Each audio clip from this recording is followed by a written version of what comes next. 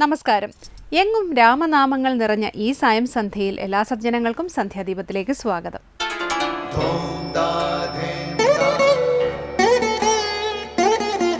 ശുഭം ഭവതു കല്യാണമായുസാരോഗ്യവർദ്ധനം സർവദുഃഖ വിനാശായ സന്ധ്യാദീപം നമോസ്തുതേ.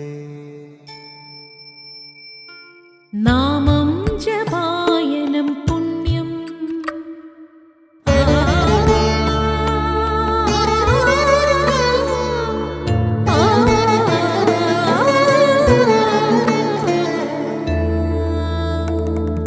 നാമം ജപായനം പുണ്യം നിരുപമദീപാങ്കുരം പോലെ സ്വരശ്രുതിലയവരമതുലം ദീവാങ്കണം മോക്ഷ സംഗീതസാരം നീളും വഴിത്താരയിൽ ജീവതാരം മന്ത്രാലാപം മായാവിൻ നിൻ പ്രസാദം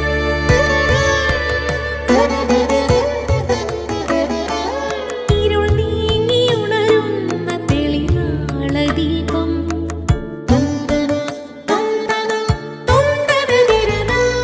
ഇരുൾ നീങ്ങിയുണരുന്ന തെളിനാളദീപം പ്രണവാമൃതം ചൊരിയുന്ന ദീപം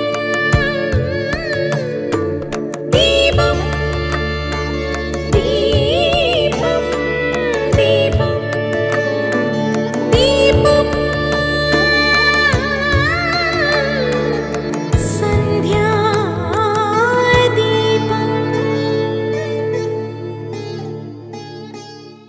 വേദശാസ്ത്രങ്ങൾക്കധികാരിയല്ലെന്നതോർത്തു ചേതസി സർവം ക്ഷമിച്ചിടുവിൻ കൃപയാലേ. അധ്യാത്മപ്രദീപകമത്യന്തം രഹസ്യമിതധ്യാത്മരാമായണം മൃത്യുശാസന പ്രോക്തം അധ്യയനം ചെയ്തിടും മർത്യജന്മികൾക്കെല്ലാം മുക്തി സിദ്ധിക്കും അസന്നിഗ്ധം ഈ ജന്മം കൊണ്ടേ. മനുഷ്യന് ഉത്തമനായ പുരുഷനും ഉത്തമയായ സ്ത്രീയുമാകാൻ സീതാരാമന്മാരെ കണ്ടു പഠിച്ചാൽ മതിയാകും. അവരുടെ ജീവിത തത്വങ്ങളെ ദർശിച്ചാൽ മതിയാകും. സീതാരാമ തത്വത്തെ സ്വാംശീകരിച്ചാൽ മതിയാകും. അതിന് ഉൾക്കാഴ്ച ആവശ്യമാണ്. അതിനുള്ള പശ്ചാത്തലം ഒരുക്കുകയാണ് സീതാരാമന്മാരുടെ ചുറ്റുമുള്ള കഥാപാത്രങ്ങൾ ചെയ്യുന്നത്. അവരുമായുള്ള സമ്പർക്കത്തിലൂടെയും ഇടപെടലുകളിലൂടെയും സീതയും രാമനും ഓരോ ഘട്ടങ്ങളിലായി ഓരോരോ തത്വങ്ങളെയാണ് പ്രദർശിപ്പിക്കുന്നത്. ആ തത്വങ്ങളെ അവയുടെ പൂർണ്ണതയിൽ ഉടനെ തന്നെ ഉൾക്കൊണ്ട് ജീവിക്കാൻ സാധാരണ മനുഷ്യന് കഴിയുകയില്ലായിരിക്കാം. എങ്കിൽ പോലും അവയെ നമ്മുടെ ലക്ഷ്യമാക്കാം. പിന്നെ ലക്ഷ്യബോധത്തോടെ മുന്നോട്ട് നീങ്ങിയാൽ മതിയാകും. അതിനാൽ രാമായണത്തെ മനുഷ്യരുടെ കഥയായി പരിഗണിച്ച് പഠിക്കുന്നതിലും തെറ്റില്ല. ഒരുപക്ഷെ അപ്പോഴായിരിക്കും വാൽമീകി മഹർഷിയോട് നീതി പുലർത്തുന്നതിൽ നാം വിജയിക്കുന്നത്. തുടർന്ന് ശ്രീ കാവാലം ശ്രീകുമാർ ശിവാനന്ദ ലഹരി ആലപിക്കുന്നത് കേൾക്കാം.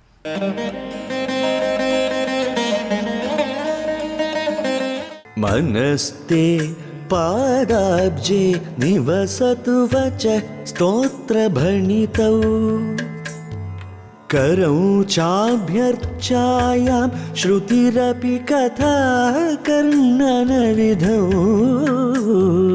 तव ध्याने बुद्धिर्नयनयुगलं मूर्तिविभवे परे ग्रन्थान् कैर्वा परमशिवजाने परमतः मनस्ते पादाब्जे निवसतु वच स्तोत्रभणितौ करौ चाभ्यर्चायां श्रुतिरपि कथा कर्णनविधौ तव ध्याने बुद्धिर्नयनयुगलं मूर्तिविभवे परे ग्रन्थान् कैर्वा പരമശിവജാനേ പരമതഃ. അടുത്തതായി ശങ്കര സ്തോത്രാമൃതം. ശ്രീ ശങ്കരാചാര്യരുടെ ശിവാനന്ദ ലഹരിയിലെ 7-ാം ശ്ലോകം ഒരു പ്രാർത്ഥനയാണ്. അലയോ പരമേശ്വര, എൻ്റെ മനസ്സ് നിൻ്റെ പാദാംബുജങ്ങളിൽ നിവസിക്കട്ടെ. എൻ്റെ വാക്ക് സ്തോത്രം ചൊല്ലുന്നതിൽ നിവസിക്കട്ടെ. എൻ്റെ കൈ അർച്ചന ചെയ്യുന്നതിൽ പ്രവർത്തിക്കട്ടെ. ചെവികൾ ഭഗവത് കഥകൾ കേൾക്കുന്നതിൽ പ്രവർത്തിക്കട്ടെ. എൻ്റെ ബുദ്ധി നിന്നെ ധ്യാനിക്കുന്നതിനാകട്ടെ. എൻ്റെ 2 കണ്ണുകളും നിൻ്റെ രൂപത്തെ വിശേഷമായി ആസ്വദിക്കുന്നതിനാകട്ടെ. ഈ പ്രാർത്ഥനകളെക്കുറിച്ചാണ് ഇന്ന് ശങ്കര സ്തോത്രാമൃതത്തിൽ സ്വാമി ചിദാനന്ദപുരി വിവരിക്കുന്നത്.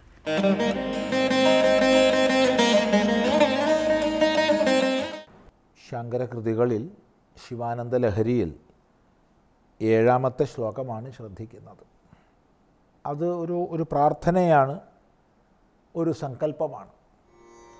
മനസ്തേ പാദാബ്ജേ നിവസതു വച സ്തോത്രഭണിതൗ കരശ്ചാഭ്യർച്ചായാം ശ്രുതിരപി കഥാകർണനവിധൗ തവ ധ്യാനേ ബുദ്ധിർ നയനയുഗളം മൂർത്തിവിഭവേ പദൗ പ്രാദക്ഷിണ്യേ പരമശിവജാനേ പരമത. ഹേ പരമശിവ, അല്ലയോ പരമശിവ, പരമേശ്വര, മനഃ തേ പാദാബ്ജേ നിവസതു, എൻ്റെ മനസ്സ് നിൻ്റെ പാദാബ്ജത്തിൽ നിവസിക്കട്ടെ, നിവസിക്കുമാറാകട്ടെ. വചഃ വാക്ക്, സ്തോത്രഭണിതൗ സ്തോത്രം ചൊല്ലുന്നതിൽ നിവസിക്കട്ടെ. കരഹ ച അഭ്യർച്ചായാം എൻ്റെ കയ്യ് അർച്ചന ചെയ്യുന്നതിൽ പ്രവർത്തിക്കട്ടെ. ശ്രുതിരപി ചെവിയാകട്ടെ കഥാകർണനവിധൗ ഭഗവത് കഥകളെ കേൾക്കുന്നതിൽ പ്രവർത്തിക്കട്ടെ.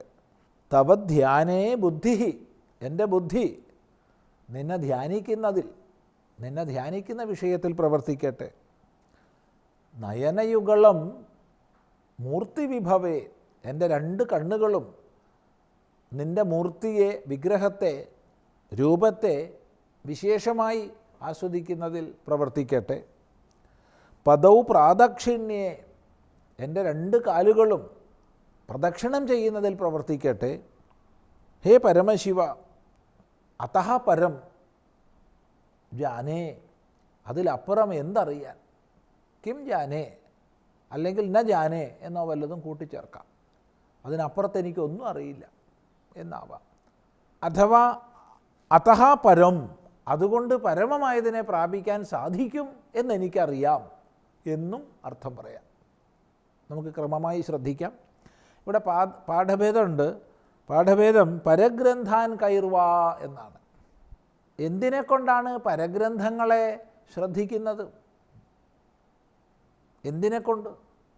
പരഗ്രന്ഥങ്ങളെന്ന് പറഞ്ഞാൽ ഈശ്വര ചരിതത്തിൽ നിന്ന് അല്ലെങ്കിൽ ഈശ്വര വർണ്ണനയിൽ നിന്ന് ഭിന്നങ്ങളായ ഗ്രന്ഥങ്ങൾ. എന്തുകൊണ്ട് അവയെ ശ്രദ്ധിക്കുന്നു? അതുകൊണ്ട് പ്രയോജനം ലഭിക്കില്ല. അതറിഞ്ഞ് ഞാൻ പരഗ്രന്ഥങ്ങളിൽ വ്യാപരിക്കുന്നില്ല എന്നർത്ഥം. ഇതൊരു പ്രാർത്ഥനയാണ്. പ്രാർത്ഥന എന്താണ്? മനസ്തേ പാദാബ്ജേ നിവസതു, മനസ്സ് പാദാബ്ജത്തിൽ, പാദങ്ങളാകുന്ന താമരകളിൽ നിവസിക്കട്ടെ. എൻ്റെ മനസ്സ് എപ്പോഴും ഹേ ഭഗവൻ, ഹേ പരമേശ്വര, അവിടുത്തെ പാദാബ്ജത്തിൽ, അബ്ജം അപ്പിൽ നിന്ന് ജനിക്കുന്നത്, അപ്പ് ജലം, ജലത്തിൽ നിന്ന് ജനിക്കുന്നത് താമര, പാദമാകുന്ന താമരയിൽ നിവസിക്കട്ടെ. ഇതാണ് പ്രാർത്ഥന. മനസ്സെപ്പോഴും വിഷയങ്ങളുടെ പിന്നാലെയാണ് നെട്ടോട്ടം ഓടുന്നത്. ആ നെട്ടോട്ടങ്ങളെല്ലാം നിർത്തി നിൻ്റെ പാദാബ്ജത്തിൽ നിവസിക്കട്ടെ. വചഃ സ്തോത്രഭണിതൗ, വാക്ക് എന്തെല്ലാം ലൗകികങ്ങളായ വർത്തമാനങ്ങളിൽ വ്യാപരിക്കുന്നതാ. നമ്മൾ ഏറെയും പറയുന്നത് നിഷ്പ്രയോജനങ്ങളായ വാക്കുകളാണ്. ആ വ്യവഹാരങ്ങൾ മാറി ഹേ ഭഗവൻ, അവിടുത്തെ സ്തോത്രം ചൊല്ലുന്നതിൽ എൻ്റെ വാക്ക് പ്രവർത്തിക്കട്ടെ. അതാണ് പ്രാർത്ഥന. കരഹ, കയ്യ്, എന്തിലെല്ലാം പ്രവർത്തിക്കുന്നതാണ് കയ്യ്? അതെല്ലാം മാറി അഭ്യർച്ചായാം, അഭ്യർച്ച അർച്ചന ചെയ്യുക, പൂജ, അഭ്യർച്ച എന്ന് പറഞ്ഞാൽ പൂജ, ഭഗവത് പൂജയിൽ പ്രവർത്തിക്കട്ടെ കയ്യ്. ശ്രുതിഹി അപി, ശ്രുതി ചെവി, പലവിധ ലൗകിക വർത്തമാനങ്ങളെ തന്നെ കേൾക്കുന്നതിൽ വ്യാപരിക്കുന്നതായ ചെവി കഥാകർണന വിധൗ, ഭഗവത് കഥകളെ ആകർണനം ചെയ്യുന്ന വിധിയിൽ, കേൾക്കുന്ന വിധിയിൽ പ്രവർത്തിക്കട്ടെ. ആകർണനം ചെയ്യാന്ന് പറഞ്ഞാൽ കേൾക്കുക. ഭഗവത് കഥകളെ കേൾക്കുന്നതിൽ പ്രവർത്തിക്കട്ടെ ചെവി. ബുദ്ധിയോ തവധ്യാനേ,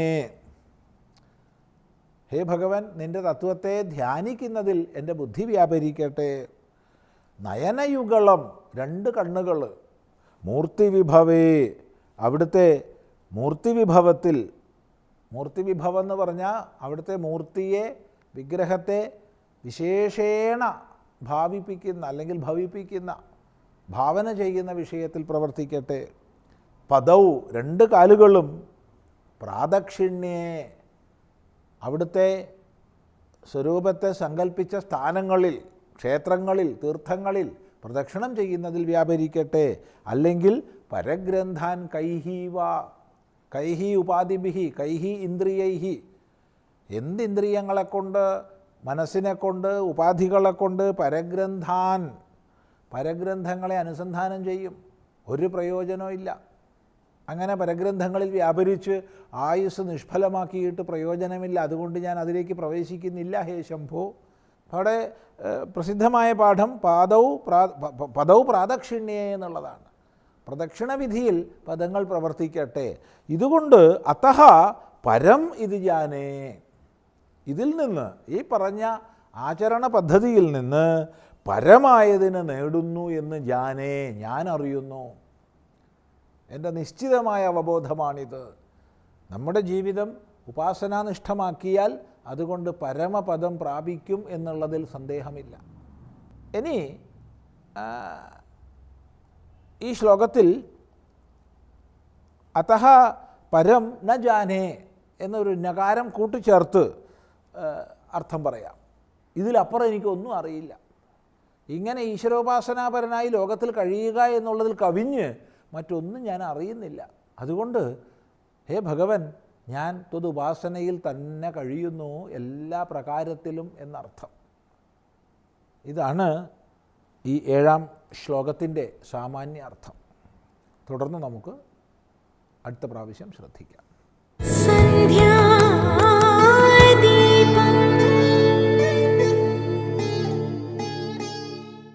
തുടർന്ന് സനാതനധർമ്മമാണ്.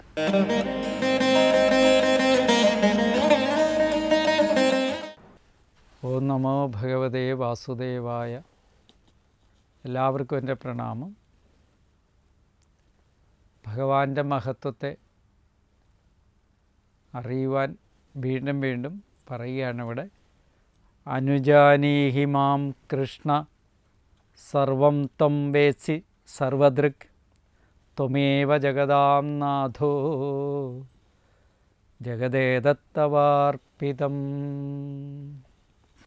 കൃഷ്ണ, അല്ലയോ ഭഗവാനെ, ഭഗവാനെ സർവദൃക്, എല്ലാറ്റിലും ദൃക്രൂപനായിരിക്കുന്ന ത്വം, അല്ലയോ ഭഗവാനെ, അവിടുന്ന് നിന്തിരുവടി സർവവും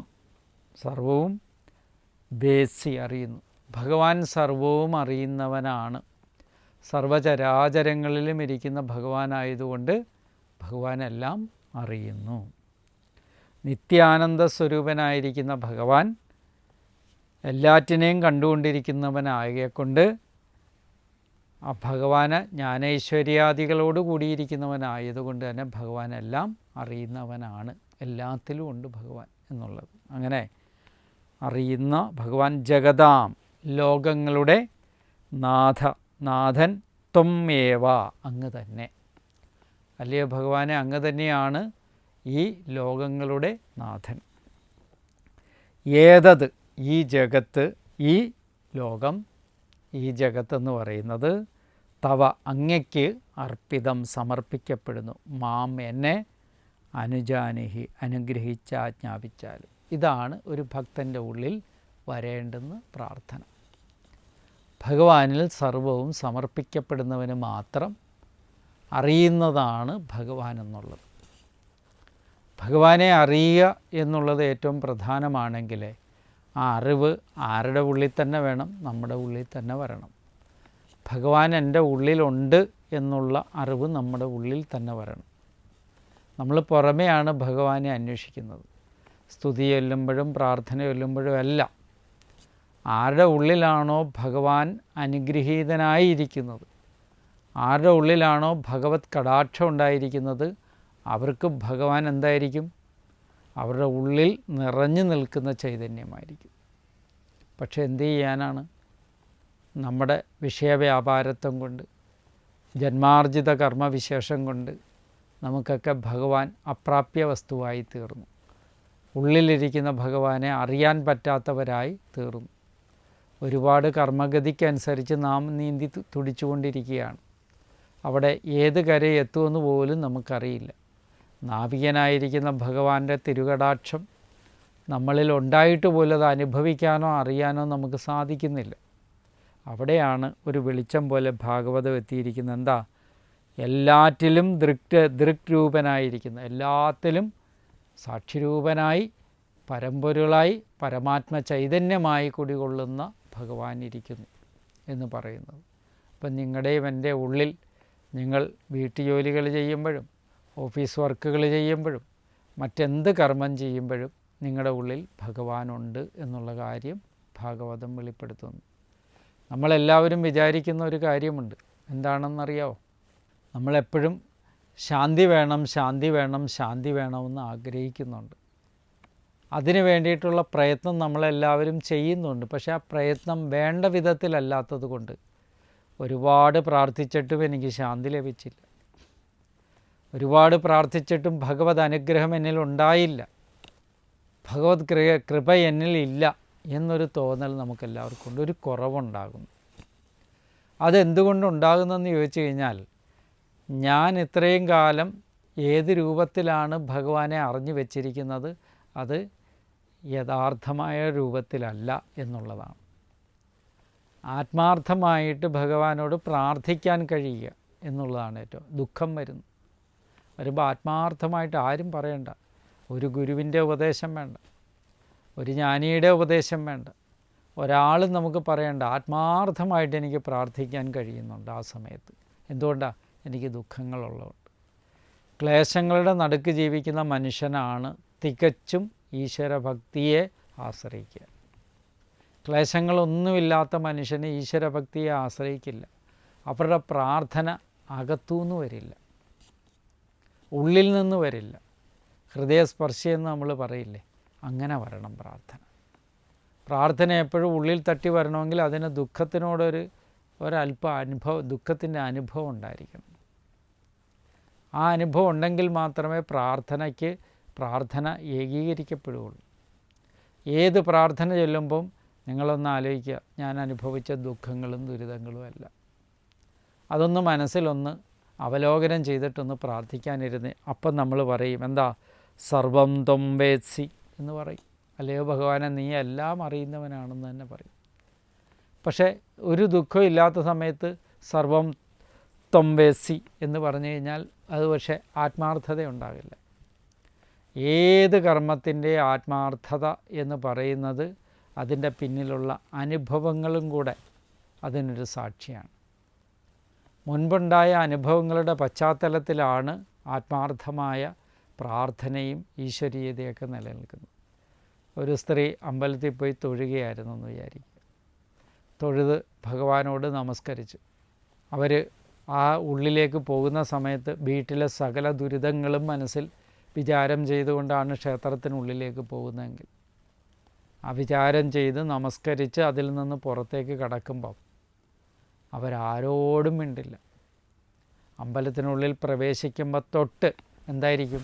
ഉള്ളിലെ ദുഃഖത്തെ മാത്രം ചിന്തിച്ചുകൊണ്ടിങ്ങനെ ഭഗവാനെ അതെല്ലാം മാറ്റിത്തരണേ, അങ്ങനെ ഭഗവാനോടൊരു തീവ്ര ഭക്തി അവരുടെ മനസ്സിലുണ്ടാവും. അപ്പോൾ ആരെ കണ്ടാലും അവരെ ശ്രദ്ധിക്കാനുള്ള സമയമില്ല. കാര്യം എന്താ? അത്രയും ദുഃഖഭാരം തനിക്കുണ്ട്.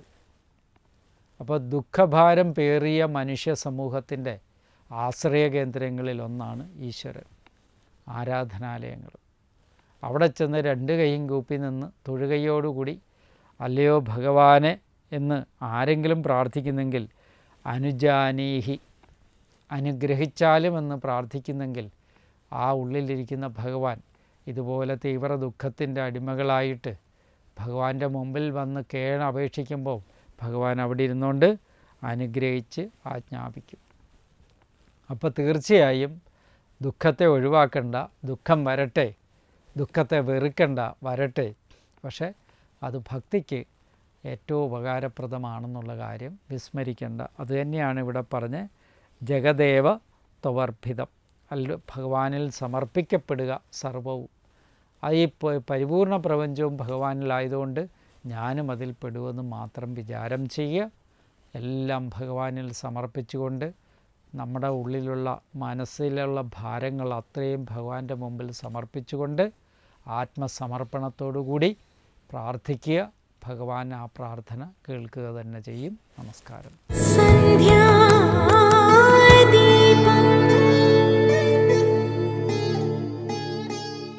അടുത്തതായി ദീപാരാധനയാണ്. ക്ഷേത്ര സന്നിധിയിലെത്തി മംഗളാരതി തൊഴുത് ഇന്നത്തേക്ക് മടങ്ങാം. എല്ലാവർക്കും നമസ്കാരം.